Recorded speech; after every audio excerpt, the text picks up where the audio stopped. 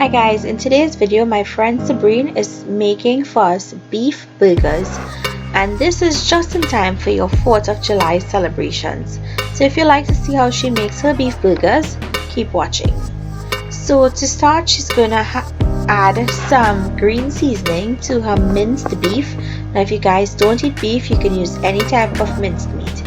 Here she goes in with some Maggi all-purpose seasoning and some Caribbean flavors burger seasoning, together with salt to taste,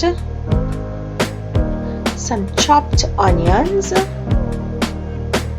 minced garlic,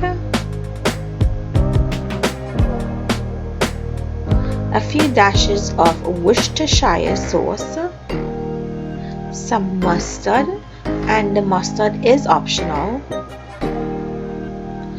freshly cracked black pepper, some dried parsley or fresh parsley, scallions chopped, and mix to combine. Next she goes in with 1 egg and some Panko breadcrumbs, and she mixes that in. Next, to form the patties, pick up a good sized bit in your hands and open it out, or to the size that you would like to make your patties.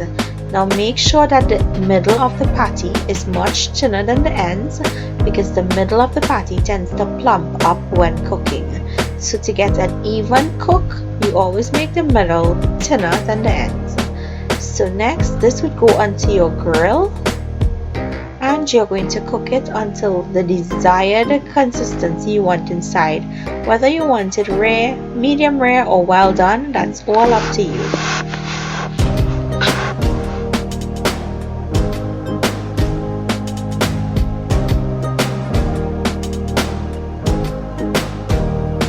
So guys, there you have it, beef burger recipe. I hope you guys enjoyed today's recipe. Please leave your comments down below for Sabrine. Thank you all so much for watching. Happy 4th of July, and I'll see you guys in my next video. Enjoy!